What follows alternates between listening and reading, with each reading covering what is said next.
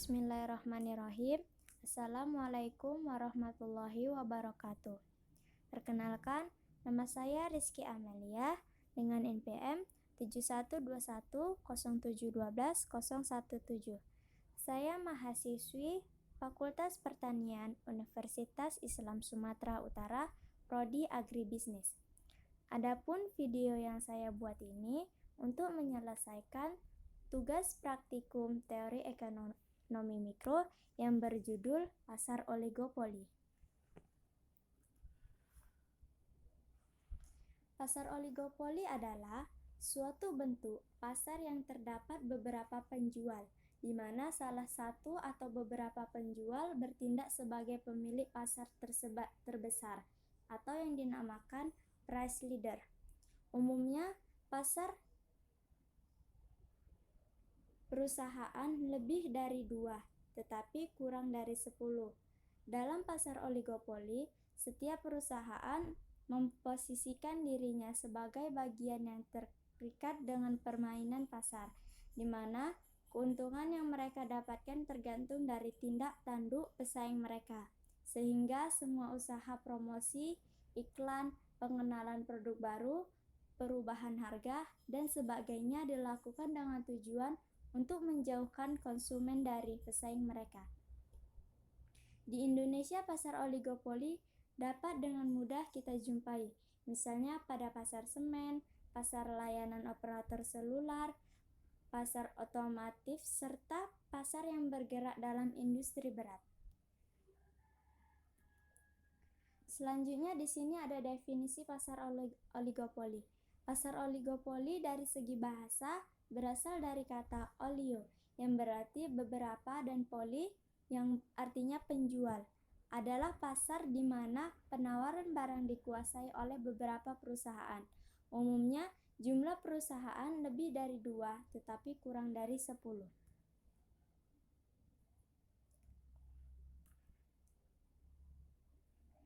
Selanjutnya di sini ada ciri-ciri pasar oligopoli. Ciri-ciri pasar oligopoli ini ada 6. Yang pertama itu terdapat beberapa penjual. Yang kedua, barang yang dijual homogen atau beda corak. Yang ketiga, sulit dimasuki perusahaan baru. Yang keempat, membutuhkan peran iklan. Yang kelima, terdapat satu market leader atau pemimpin pasar. Yang keenam, harga jual tidak mudah berubah.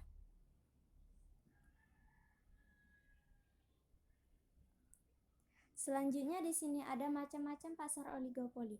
Di sini ada 2 macam pasar oligopoli, yaitu oligopoli murni dan oligopoli diferensial.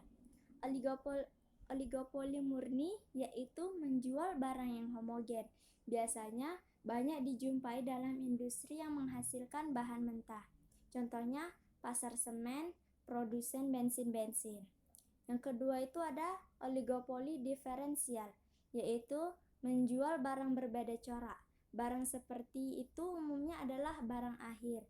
Contohnya itu pasar mobil dan pasar sepeda motor. Selanjutnya ada kebaikan pasar oligopoli. Yang pertama itu memberi kebebasan memilih bagi pembeli. Yang kedua, mampu melakukan penelitian dan pengembangan produk.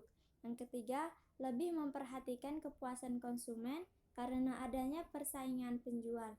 Dan yang keempat, adanya penerapan teknologi baru. Selanjutnya, kebaikan pasar oligopoli. Pertama, menciptakan ketimpangan distribusi pendapatan. Kedua, harga yang stabil dan terlalu tinggi bisa mendorong timbulnya inflasi. Yang ketiga, bisa timbul pemborosan biaya produksi apabila ada kerjasama antar oligopolis karena semangat bersaing kurang.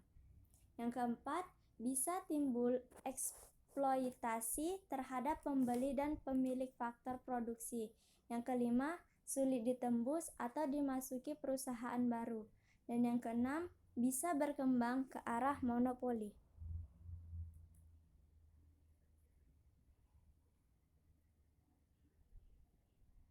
Selanjutnya ada karakteristik pasar oligopoli.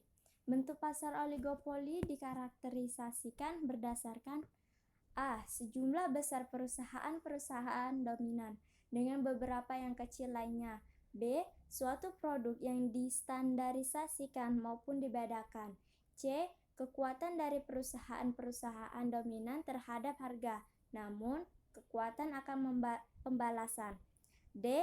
Hambatan-hambatan secara teknologi dan ekonomi untuk menjadi suatu perusahaan yang dominan. E. Penggunaan persaingan non-harga yang ekstensif akibat ketakutan akan perang harga.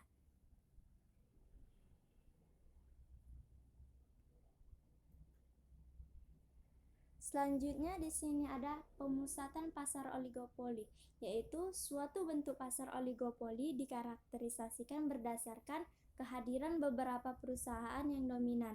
Di sana mungkin terdapat sejumlah besar perusahaan-perusahaan kecil, tetapi hanya perusahaan besar yang memiliki kekuatan untuk membalas. Ini berakibat dalam suatu pemusatan industri tinggi di mana hanya 2-10 perusahaan dengan pangsa pasar yang besar. Penyebab-penyebab pemusatan oligopolia yaitu A. Skala ekonomis yang ada dalam produksi barang-barang tertentu. B. Siklus-siklus bisnis yang menyingkirkan pesaing-pesaing lemah. C. Keuntungan dari perusahaan-perusahaan yang bergabung. D. Hambatan-hambatan lainnya seperti perkembangan teknologi dan periklanan.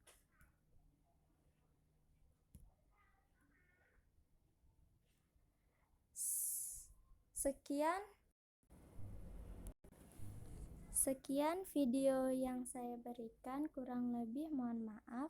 Saya ucapkan wassalamualaikum warahmatullahi wabarakatuh.